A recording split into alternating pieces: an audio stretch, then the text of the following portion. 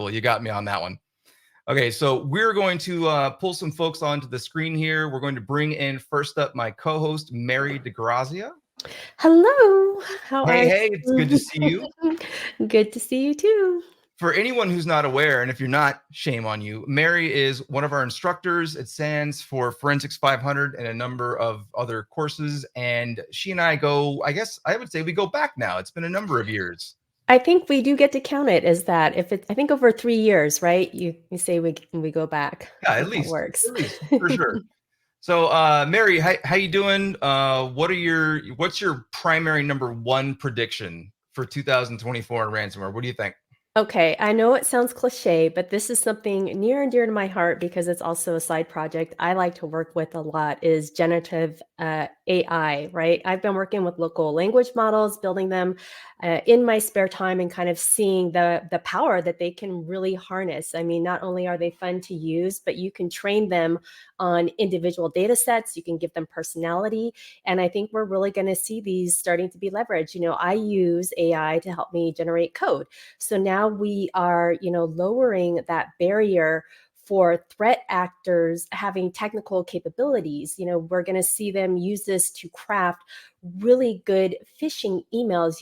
Historically in the past, when we look at phishing emails, we maybe look for something where maybe English isn't their first language or the grammar or the punctuation is off. Now they can use AI to help them generate things like phishing emails, and you can load up your own data set. So for instance, if I'm interested in replicating maybe a CEO of a company, I can go find places where they've made blog posts and press releases and written articles. I can load that into an AI and then say, hey, generate me an email that sounds like it comes from this particular person. So I think AI is really going to start playing a huge role in this, and we're going to be seeing it used a lot when it comes to ransomware. I agree with you. Unfortunately, I agree with you on that. We saw the leak. We saw a number of leaks of, for example, builders and source code for ransomware. And when those came out, we saw this proliferation of these random groups, groups that before didn't exist. And it's because they were given tooling. And when they had access to that tooling, they utilized that tooling and did ugly, dirty things.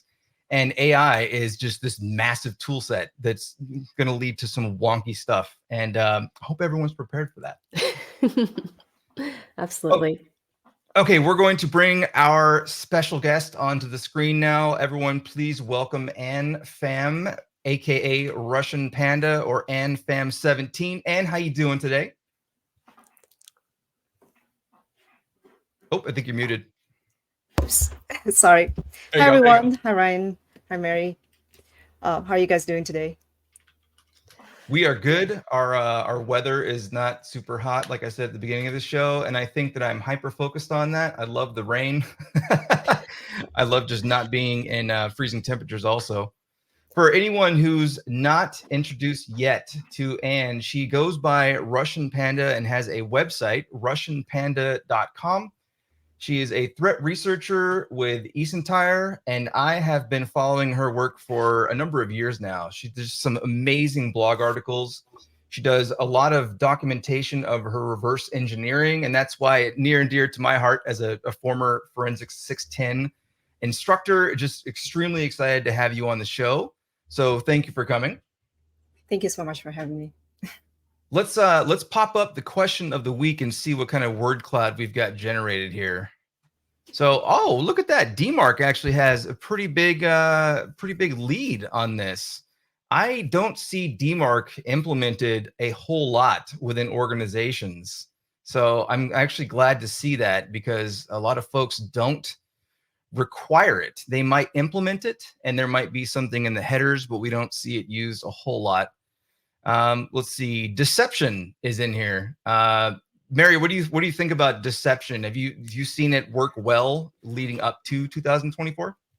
Yeah, I think with a lot of these, we're talking about specific tools, but some people are like, oh, none of them, it doesn't work anyways. I feel kind of like it comes down to the end user a lot of times, right? A lot of these tools require some type of interaction from somebody at some point in time, either being trained on the tool, responding to it, alerting to it.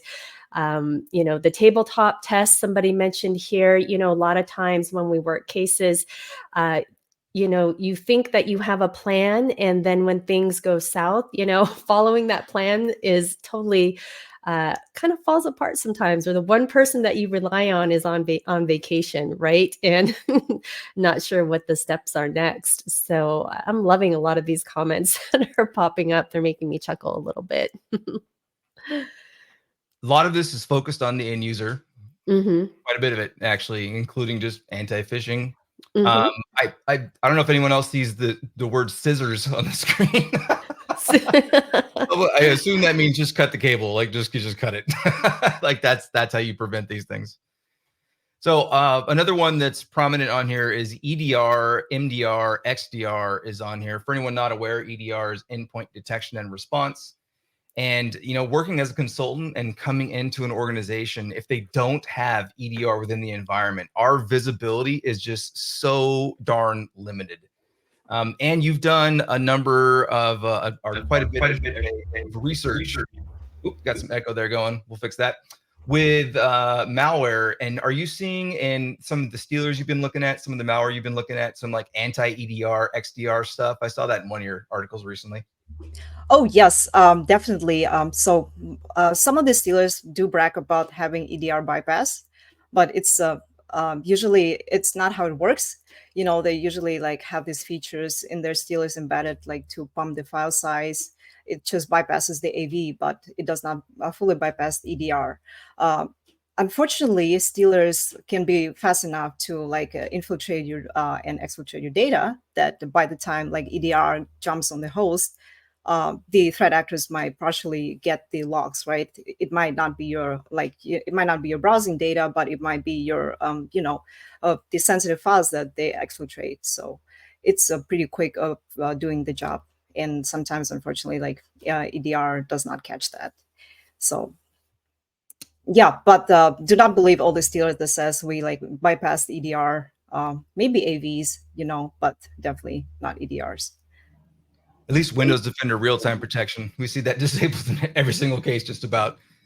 So we're going to continue the trend here with some predictions. I'm going to give my predictions for ransomware, and then we're going to kick it over to Anne because we're going to be talking about stealers, which, spoiler alert, we believe stealers are going to continue to increase in number. So for me, I think that we're going to see a lot more SMS phishing or smishing, and we're going to see quite a bit more MFA, multi-factor authentication bypass via SIM swapping. And the reason I say that is that there's one group that I think I've mentioned them on a number of these episodes now, Scattered Spider. They also go by a number of other names like Muddled Libra and some others out there. They're a prominent group in the SIM swapping arena, and they are able to get into large organizations by exploiting the fact that many, and ask yourself, do we do this? And you'd be like, oh, we do that. Use SMS for your MFA. In other words, when you sign into whatever system that's MFA enabled, you get a text message. And that text message then allows you to enter in whatever code or, say yes or no or whatnot. So SIM swapping, for anyone not familiar, is basically the act of moving a phone account from one SIM card to another, or essentially moving the control of the actual mobile account from a phone that the end user controls and owns, their phone, to one the threat actor holds. And there's a very vast network of folks who are using that as an initial entry vector, and I'm seeing that increase. And speaking of phones and smishing, a lot of people don't have what's the word I want? I can't think of the word right now. The MDM, mobile device management, and they're using BYOD, bring your own device policies, where people just pull a phone out of a drawer, like last year's phone or something, and say, oh, I'll just use this for my work phone. And the links that are being sent there, the links that are being clicked from there, the things that are, interactions and messaging and even calls these days. And hey, Mary, we got to worry about AI being driven for these voice-based, phishing, I guess, technically, voice phishing. It's not under the purview of the organization. And because of that, we're kind of blind to a lot of these attacks. And I think that's not a good thing. So, Mary, any comments on MFA bypass with SIM swapping or smishing? Are you seeing an increase of that? Are you worried about that? Yeah, I think you made a lot of great points, especially I'll go back to the AI aspect of it. You know, you can train a voice with 10 seconds of audio basically and you know, get some some pretty convincing things. And this is just, you know, on your little computer at home. You don't need a lot of processing power to do it. It's a very powerful technique we're going to see moving forward. Oh, I only got 9 seconds of your voice. Was that my countdown? I was doing the countdown. Yeah, I was like, oh, well, we'll get, we got 10 over the episode. All right, so Anne, predictions in terms of stealers being used even more so and initial access brokers. First and foremost, let's just get this out there. What is a stealer? So a stealer is a quite self-explanatory term, right? Unlike the disruptive malware types such as ransomware, stealers the focuses on exfiltrating the data from the host, from the infected machines, and their goal is to steal, right? The goal is financial gain. Um, so Yes, the stealers get on the machines, they steal logs, and usually those logs are being sold on dark web, right? Being sold on Telegram because there are multiple groups looking for like certain type of logs, like YouTube logs, LinkedIn logs, Facebook logs, and they usually pay like from $3 to $10 per log, for example, for like the fresh cookie that is working for valid credentials. And those logs can be very easily monetized, I think, and which kind of leads to the proliferation of stealers nowadays, as well as the part that the democratization of stealers in the market nowadays also like promotes the increase of, I think, of stealers, because you see stealers getting sold on like hacking forums on Telegram, even via Telegram bots, right? So the buyer does not have to like directly interact with the seller. They just can like send the crypto coin to the bot, and it fetches back the zip archive with the panel, with the stealer panel and the manual of how to use the stealer. So even the cyber criminal with limited technical skill set can deploy the stealer and run it, right? They even have like the support people who would like, you know, help you out with how to like deploy the stealer, like ready to go. So with the right resources in your hands, right, you can easily deploy the stealer, even for someone who's not technical enough. So it definitely became, you know, like one of the main reasons why the increase of stealers. I remember back in like 2012, 2013, when if you had a banking Trojan in your environment, it was like, whatever. Like, well, that's fine. It's just impacting the one user. We'll let them know, hey, whatever passwords you had stored or you were using, and then you're gonna need to remediate those. And it was just like a close the ticket out in the security operations center and kind of move on with life, rebuild that one machine, you know, and just move on with life. And now, I mean, moving into 2016, 17, 18, if you saw something like Imitet, which used to be just considered, or Hansetter or something like that, which is, oh, they're just a banking Trojan. It's no big deal, right? All of a sudden, they became one of the preferred initial infection vectors for ransomware. And then you move along to proper stealers that literally just steal every possible darn credential that they can from the computer.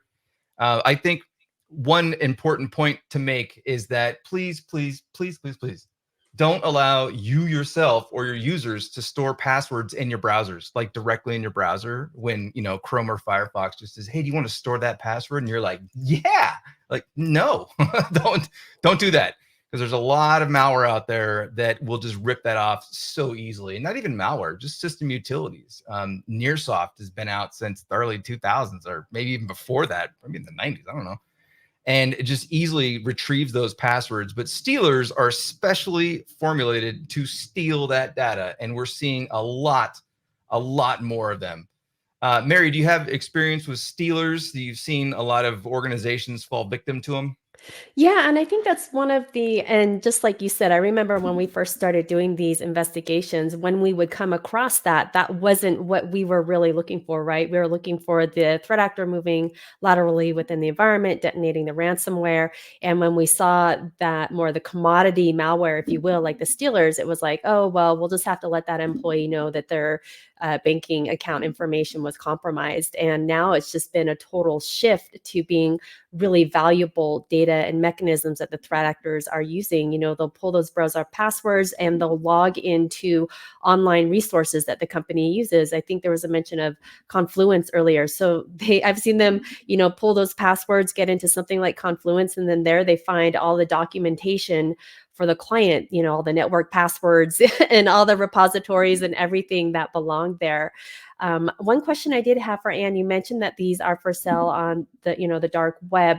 Now, does a threat actor only sell that, those logs to one person and then they're like, okay, I sold that set of logs? Or are they, is it more valuable if they only sell it to one person? Or, can they sell those logs to like 200, 300, 400 people and they're just being passed around everywhere? I'm just kind of curious if you know a little bit about that.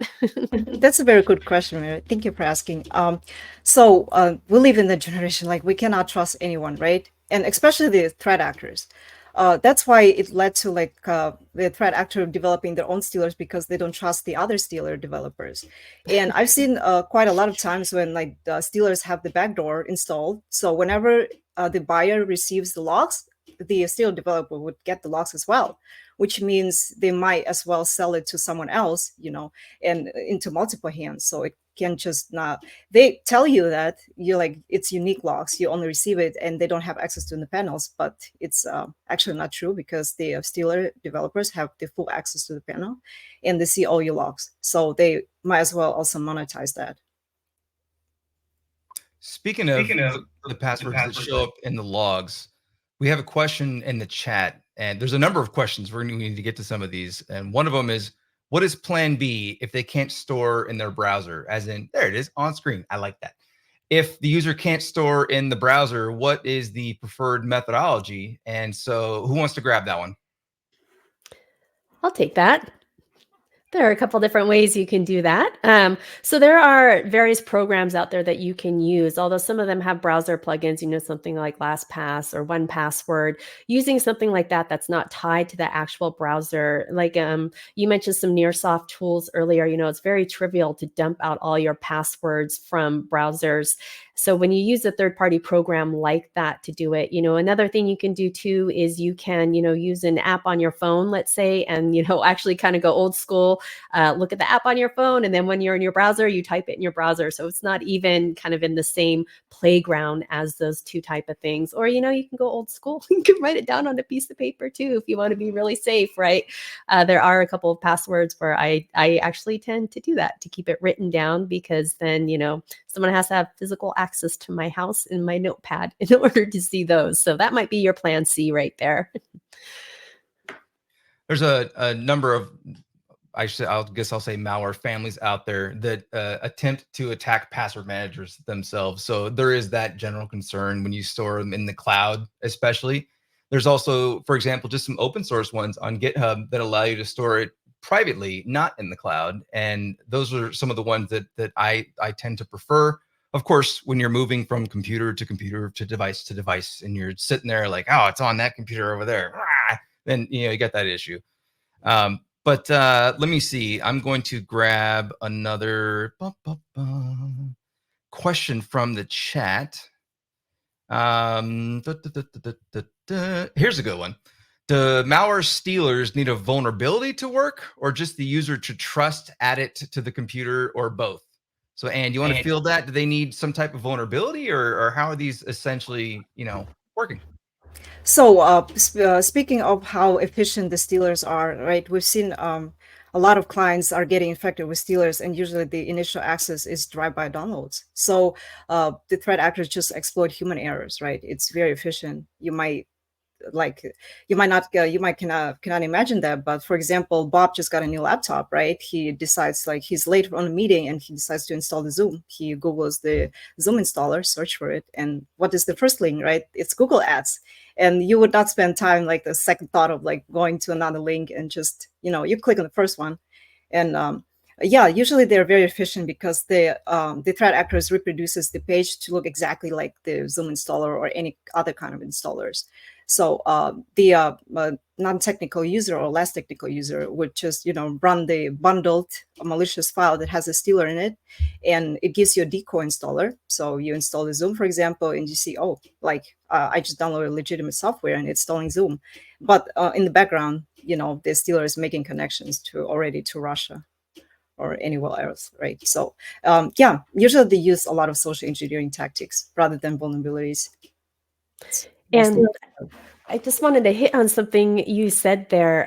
You mentioned Google Ads. So are you saying that, we run our keyword searches in Google, we get some ads that there can be malicious, like, we would want to think that it's safe, right? You figure they're paying for advertising. Are you saying that threat actors are leveraging Google Ads in order to do this type of thing?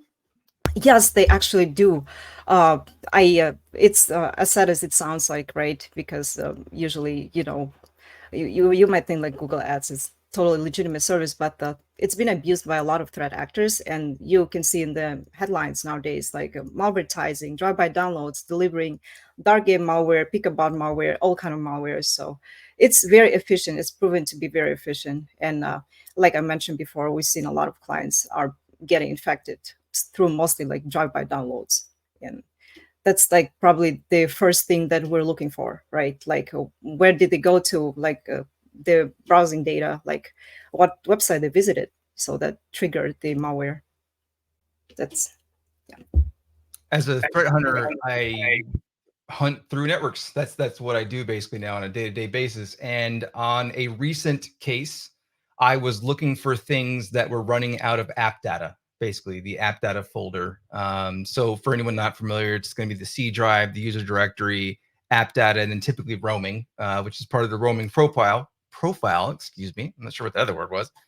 And I was just looking for things executing out of there. And it's kind of funny because communication apps like Slack and Teams and you name them, they typically install their binaries there. And we're looking for threat actor stuff, malware stuff in there. But in doing a threat hunt around that, I've found a number of Zoom, Slack, Teams installations that trigger malware alerts. And you're like, wait a minute, I thought, but that's just Zoom, right? Why is that triggering a malware alert? And then you look at it, you find the hash or however you find it and pivot to it on like a virus total or something like that. And then you see the executing parent, the installer, has like a 55 out of 65 detection rate. And you're like, wait, what? Why is that so high? And you look at it and you go, oh, there's a stealer bundled with that. Like, that's not legitimate. So, SEO, search engine optimization poisoning, SEO poisoning is used very often. And just paying through Google Ads or whatever it is to get your link above the actual link is something you have to be very, very careful for, especially depending on the browser the user is using, also where they're egressing from and where they're connecting in from. I'm right now, I just Google Slack and I don't see a sponsored Slack at the top. I was going to try to make a point, and I think I made an anti-point. I just did it for Zoom, and it looks like it's actually the legit Zoom towards the top. But with all these ads that are available for purchase, it becomes a problem. And it's funny because drive-by downloads were seen as a thing of the past. Like exploit kits were just rampant in 2011, 12, 13, a number of them, Angler, Orange, Red Kit, there were a ton of them.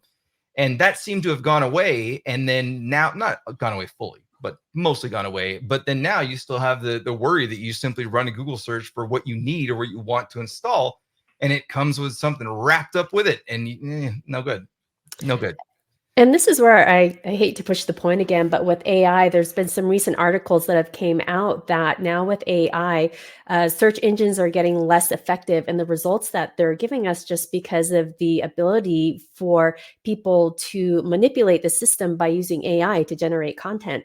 So now instead of manually writing up websites, blogs, they can use AI to generate that content, and just further facilitate you clicking on the wrong page.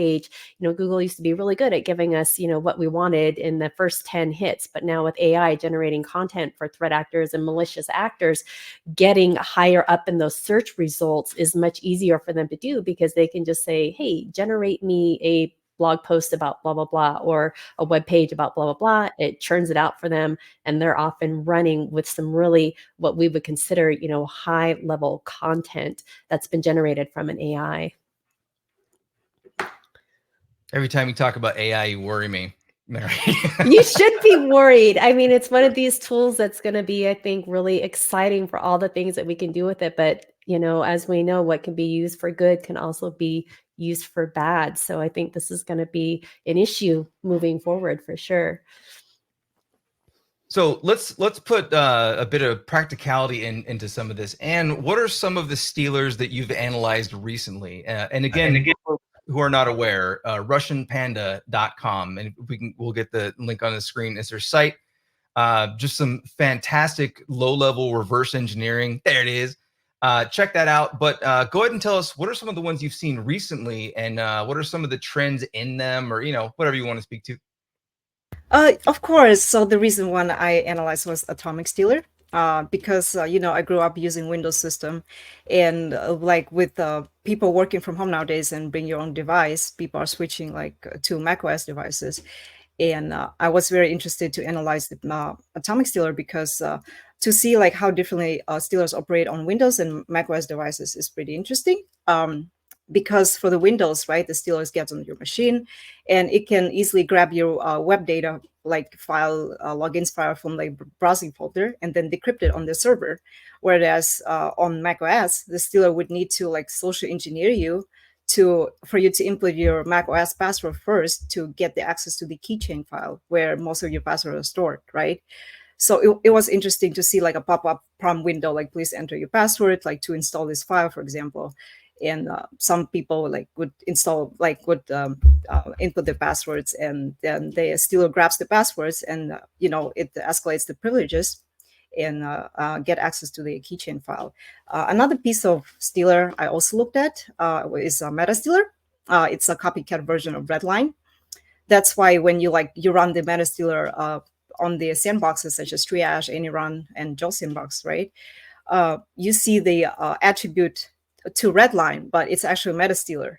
And a lot of I've seen a lot of people like misattributing it to Redline, but it's actually Meta Stealer. And it kind of gave me an idea, how stealer developers are cooperating with each other in dark web, right, or in the cybercrime industry, because you would see Meta Stealer promoting Redline Stealer promoting Meta Stealer, although Meta Stealer not stole the code, but copy pasted the code from Redline.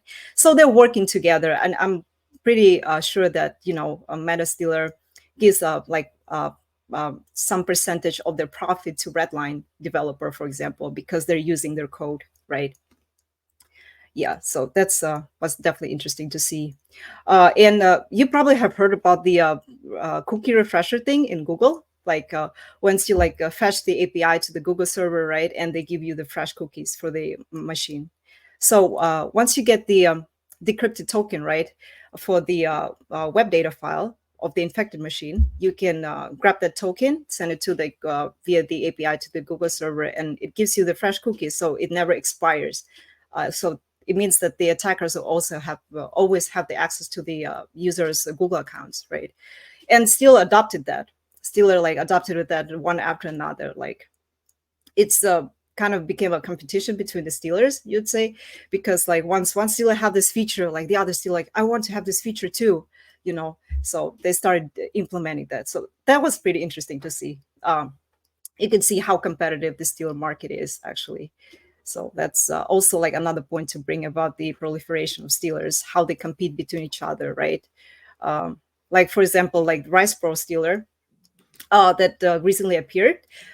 Some of the developers behind Rice Pro were like they are people who work on Private Loader. Private Loader is a pay-per-install downloader, so malware downloader, which you pay them and they distribute your stealers. So through like all different kind of services like YouTube traffic, like Google Ads traffic, and like Rice Pro, those Rice Pro developers, like they saw the flaws that were uh, implemented like in a Raccoon Stealer, Vidar Stealer, or any other stealers that were all meshed up in the traffic, and they decided to develop their own stealer.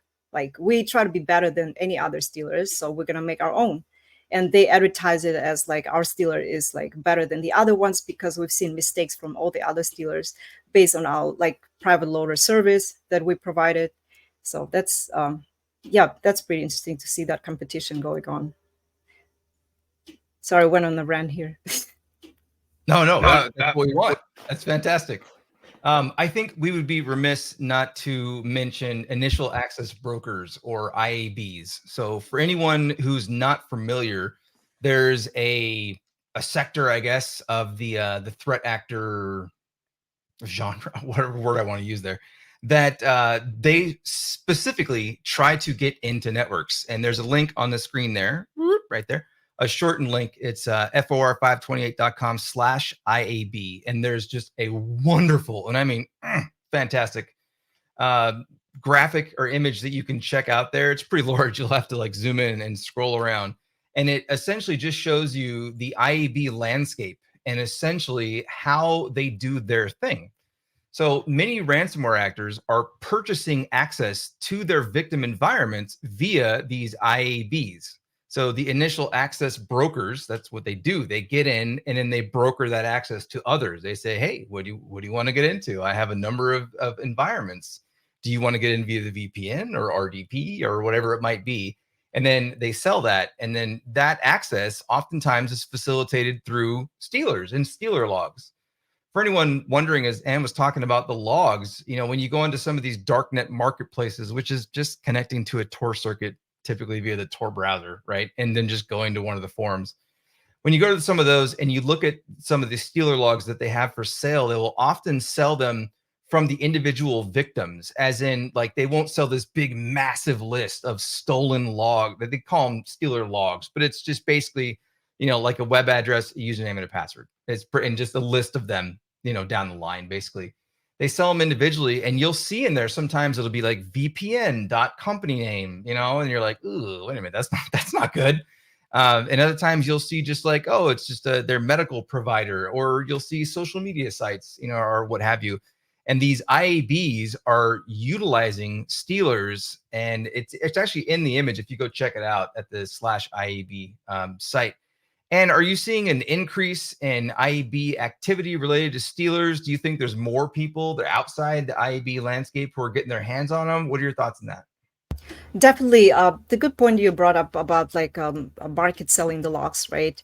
So when you even go to like exploit forums or any other hacking forums, you see sometimes posts about like people posting, hey, like there are like VPN logs for sale, RDP logs for sale, and they're usually ranging up from $3,000 up to like $10,000. It depends on, they list like the revenue of the company, they list like how many people are working in the company, they list the location of the company, and you would see like within a day or like a week, those logs are getting sold completely, right? Some people definitely have the resources to buy those logs because they're quite expensive. And usually it's initial access brokers or even ransomware threat actors, right? Because they have the resources, they have the capabilities to purchase that.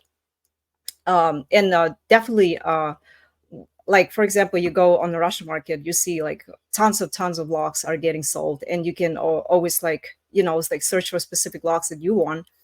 And usually when we have the compromise within our client's environment, whether it's like an exploit, whether it's like VPN, RDP access, we always look for like if the client's logs has been exposed anywhere online, if the logs were sold anywhere, right?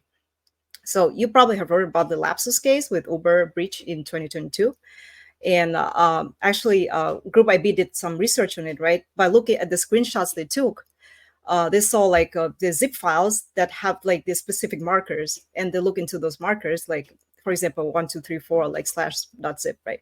They could identify that it was whether like Vidar stealer or raccoon stealer. So they found that, and the logs that were posted, were like contain Okta websites for like Uber employees, and so they were speculating that maybe the lapsus threat actors use those logs to like further pivot into like the compromised system to get higher privileges, or it might be the initial access because those logs were sold around the time when the attack happened. So it was pretty crazy.